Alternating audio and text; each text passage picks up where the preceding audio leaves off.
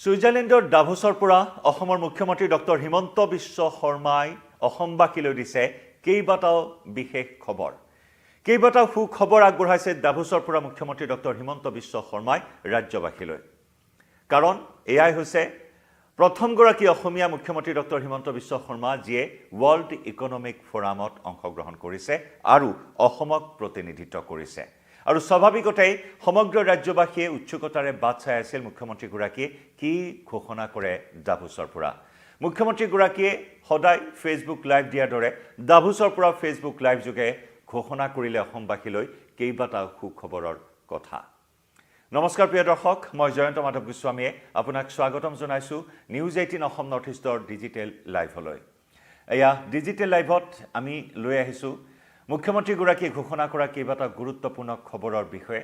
ইতিমধ্যে আপুনি অৱগত হৈছে কালিয়ে মুখ্যমন্ত্ৰীগৰাকীৰ ফেচবুক লাইভ যোগে এনে কেইবাটাও গুৰুত্বপূৰ্ণ ঘোষণা কৰিছে, য'ত নেকি অসমত বিনিয়োগৰ পৰা অসমত নিযুক্তিলৈ অসমৰ আন্তঃগাঁথনিৰ উন্নয়নলৈ বিভিন্ন ক্ষেত্ৰত কেনেধৰণৰ পদক্ষেপ গ্ৰহণ কৰা হ'ব আটাইখিনি কথা কালি ডাভোছৰ পৰা মুখ্যমন্ত্ৰীগৰাকীয়ে উল্লেখ কৰিছে ফেচবুক লাইভৰ জৰিয়তে।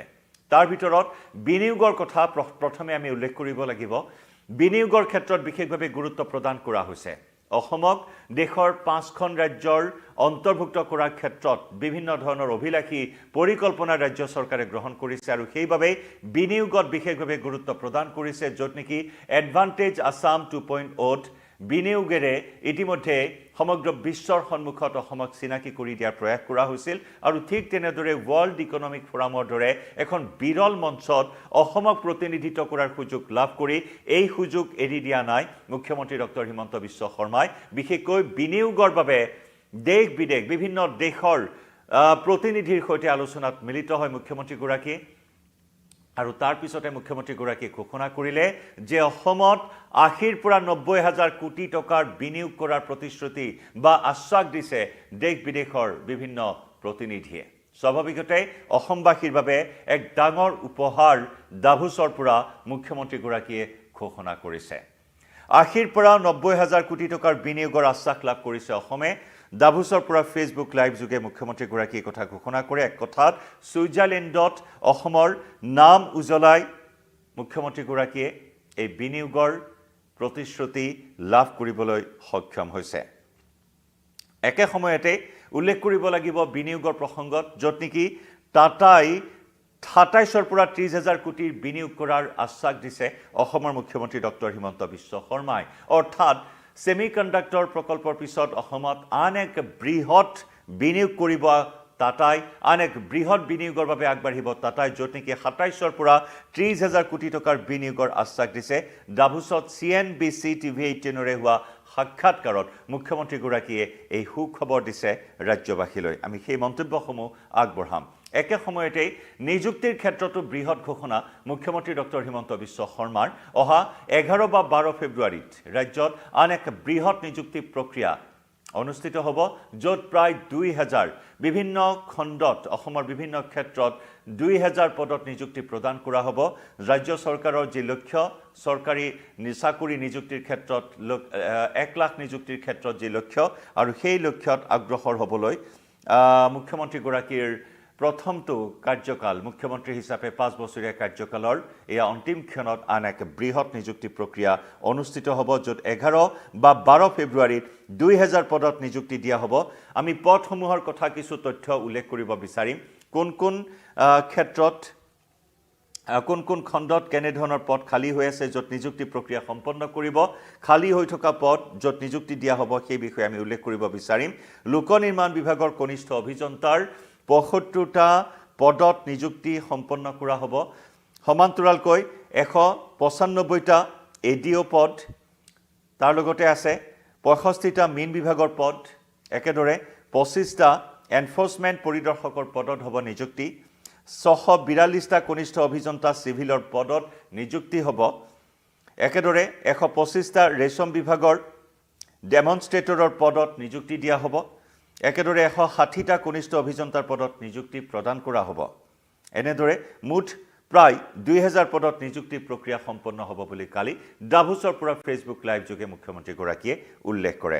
আন এক গুৰুত্বপূৰ্ণ ঘোষণা মুখ্যমন্ত্ৰী ডক্টৰ হিমন্ত বিশ্ব শৰ্মাৰ যে অহা 30 জানুৱাৰীত কেন্দ্ৰীয় গৃহমন্ত্ৰী অমিত শ্বাহ আকৌ অসম ভ্ৰমণলৈ আহিব ডিব্ৰুগড়ত অসম বিধানসভাৰ দ্বিতীয়টো চৌহদৰ আধাৰশিলা কৰিব কেন্দ্ৰীয় গৃহমন্ত্ৰী অমিত শ্বাহে একেদৰে ফেব্ৰুৱাৰী মাহত পুনৰ প্ৰধানমন্ত্ৰী নৰেন্দ্ৰ মোদী অসমলৈ অহাৰ কথাও উল্লেখ কৰে সম্ভাৱনীয়তাৰ কথা ব্যক্ত কৰে মুখ্যমন্ত্ৰী ডক্টৰ হিমন্ত বিশ্ব শৰ্মাই অহা 14 ফেব্ৰুৱাৰীত প্ৰধানমন্ত্ৰীগৰাকী অসমলৈ আহিব গুৱাহাটীলৈ আহিব প্ৰধানমন্ত্ৰীগৰাকী গুৱাহাটী উত্তৰ গুৱাহাটী সংযোগী দলং কুমাৰ ভাস্কৰ বৰ্মন হেতু মুকলি কৰাৰ কথাও উল্লেখ কৰিছে মুখ্যমন্ত্ৰী ডক্টৰ হিমন্ত বিশ্ব শৰ্মাই আৰু একেদৰে মুখ্যমন্ত্ৰীগৰাকীয়ে প্ৰধানমন্ত্ৰীক অনুৰোধ জনাইছে মৰাণত নিৰ্মাণ কৰা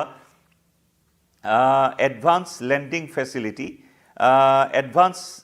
লেণ্ডিং ফেচিলিটি নিৰ্মাণ কৰা হৈছে মৰাণত য'ত নেকি ভাৰতীয় বায়ুসেনাৰ বিমান ৰাষ্ট্ৰীয় ঘাইপথত অৱতৰণ কৰিব পাৰিব জৰুৰীকালীন সময়ত সেই এডভান্স লেণ্ডিং ফেচিলিটি মুকলি কৰাৰ বাবে প্ৰধানমন্ত্ৰীক অনুৰোধ জনাইছে মুখ্যমন্ত্ৰী ডক্টৰ হিমন্ত বিশ্ব শৰ্মাই একেদৰে ফেব্ৰুৱাৰীত প্ৰধানমন্ত্ৰী অসমলৈ আহিলে কুকৰাঝাৰৰ পৰা ভূটানৰ গেলেফুলৈ যি অভিলাষী ৰেলপথ নিৰ্মাণৰ প্ৰকল্পৰ কথা উল্লেখ কৰা হৈছে সেই প্ৰকল্পৰো আধাৰশিলা কৰিব প্ৰধানমন্ত্ৰী নৰেন্দ্ৰ মোদীয়ে গতিকে এনেদৰে কেইবাটাও গুৰুত্বপূৰ্ণ কথা কেইবাটাও বিশেষ খবৰ অৰ্থাৎ সুখবৰ ৰাজ্যবাসীলৈ আগবঢ়াইছে য'ত বিনিয়োগৰ পৰা নিযুক্তিৰ পৰা আন্তঃগাঁথনিলৈ বিভিন্ন ক্ষেত্ৰত এই সুখবৰ আগবঢ়াইছে মুখ্যমন্ত্ৰী ডক্টৰ হিমন্ত বিশ্ব শৰ্মাই লগতে অহা 7 ফেব্ৰুৱাৰীত কামৰূপ মহানগৰ জিলাত আত্মনিৰ্ভৰ অসম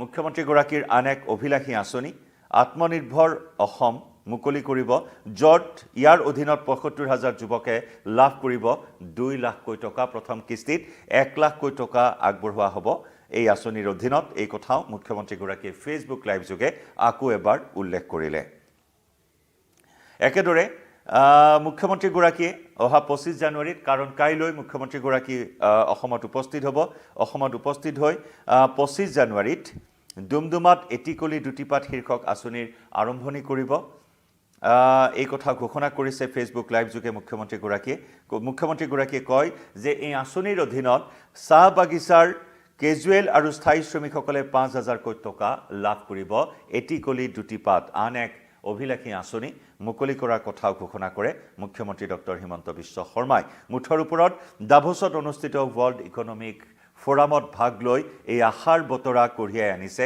ৰাজ্যবাসীলৈ মুখ্যমন্ত্ৰী ডক্টৰ হিমন্ত বিশ্ব শৰ্মাই কাৰণ দেশৰ ভিতৰত 9খন ৰাজ্যৰ মুখ্যমন্ত্ৰীয়ে ডাভোছ ৱৰ্ল্ড ইকনমিক সন্মিলনত অংশগ্ৰহণ কৰিছে য'ত নেকি 68খন দেশ বিশ্বৰ 68খনকৈ দেশ বিশ্ব নেতা সমান্তৰালকৈ বিশ্বৰ উদ্যোগীসকল বিশ্ববৰেণ্য সেই উদ্যোগীসকল লগতে বাণিজ্যৰ ক্ষেত্ৰত জড়িত সেই বিশেষ ব্যক্তিসকলৰ সন্মুখত মুখ্যমন্ত্ৰীগৰাকী অসমৰ সম্ভাৱনীয়তাৰ ছবিখন প্ৰকাশ কৰে দাঙি ধৰে আৰু সেই অনুসৰি দেশ বিদেশৰ বিভিন্ন বিনিয়োগকাৰী আগ্ৰহী হৈছে অসমত বিনিয়োগ কৰিবলৈ য'ত নেকি 80 পৰা 90,000 কোটি টকাৰ বিনিয়োগৰ আশ্বাস লাভ কৰি মুখ্যমন্ত্ৰীগৰাকীয়ে এই কথা ডাভোছৰ পৰা ফেচবুক লাইভ যোগে ঘোষণা কৰে কি ক'লে বিনিয়োগৰ পৰা নিযুক্তিলৈ মুখ্যমন্ত্ৰীগৰাকীয়ে ডাভোছৰ পৰা সেই মন্তব্য বা সেই ঘোষণা আমি জনাব বিচাৰিম আপোনাক সেই মন্তব্য আগবঢ়াম আৰু সেই মন্তব্য আগবঢ়াই এই মুহূৰ্তত ডিজিটেল লাইভৰ পৰা বিদায় লম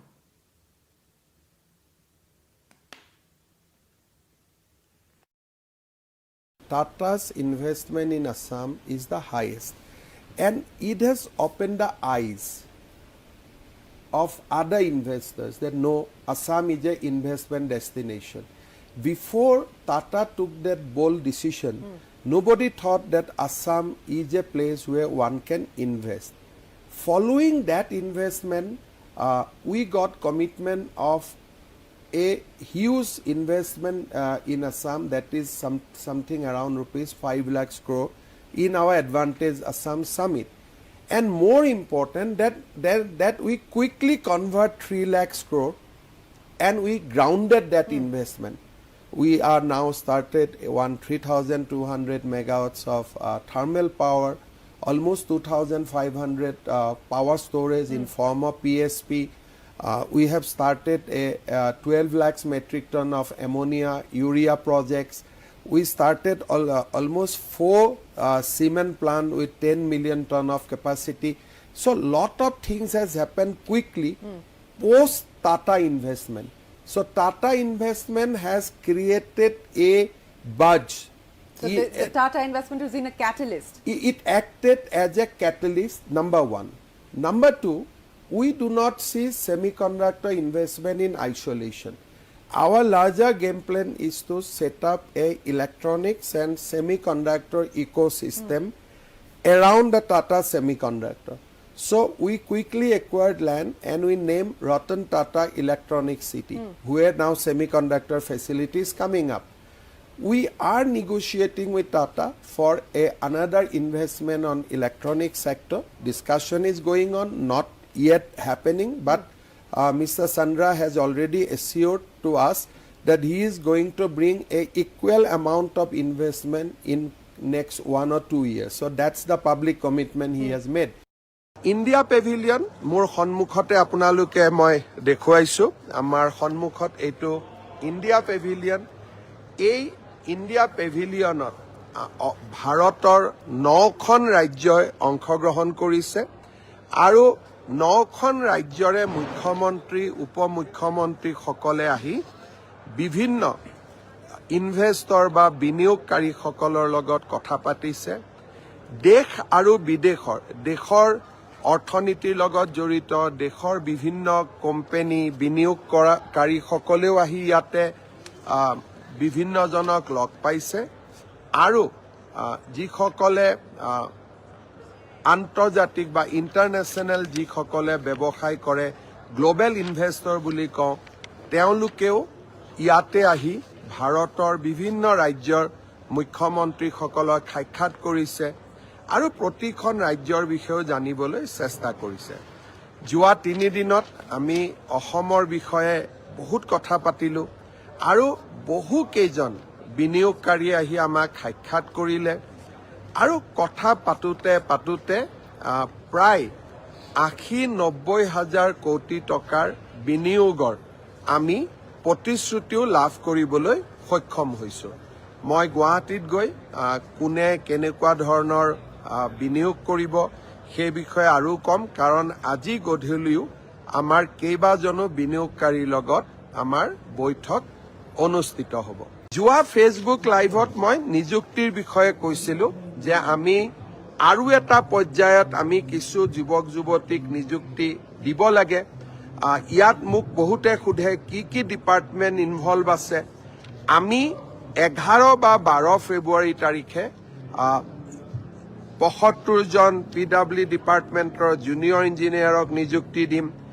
195 জন এডিঅক আমি নিযুক্তি দিম ফিচাৰী ডিপাৰ্টমেণ্টৰ 65 জনক আমি নিযুক্তি দিম এনফোৰ্সমেন্ট ইন্সপেক্টৰ আমি 25 জনক নিযুক্তি দিম জুনিয়ৰ ইঞ্জিনিয়াৰ সিভিল আমি 642 জনক নিযুক্তি দিম পিপি এডিশনাল পিপি এসিস্টেন্ট পিপি আমি 241 জনক নিযুক্তি দিম সেৰিকালচাৰ ডেমনষ্ট্ৰেটৰ 125 জনক নিযুক্তি দিম আৰু জুনিয়ৰ ইঞ্জিনিয়াৰ 160 জনক নিযুক্তি দিম এনেকে 2000 যুৱক যুৱতীক আমি 11 বা 12 ফেব্ৰুৱাৰী তাৰিখে চৰকাৰত আমি নিযুক্তি দিম 4500 এলপিএমই আৰু এছআৰডি অৰ্থাৎ স্পেচিয়েল ৰিক্ৰুটমেণ্ট ড্ৰাইভ অফ সৰ্বশিক্ষা অভিযানৰ শিক্ষকসকলৰ বাবে ইয়াৰো আমি ফাইনেল ভেৰিফিকেশ্যন কৰি আছো আমি চেষ্টা কৰি আছো যাতে ফেব্ৰুৱাৰীৰ ভিতৰতে আমি এই নিযুক্তিৰ প্ৰক্ৰিয়াও আমি সমাপ্ত কৰিব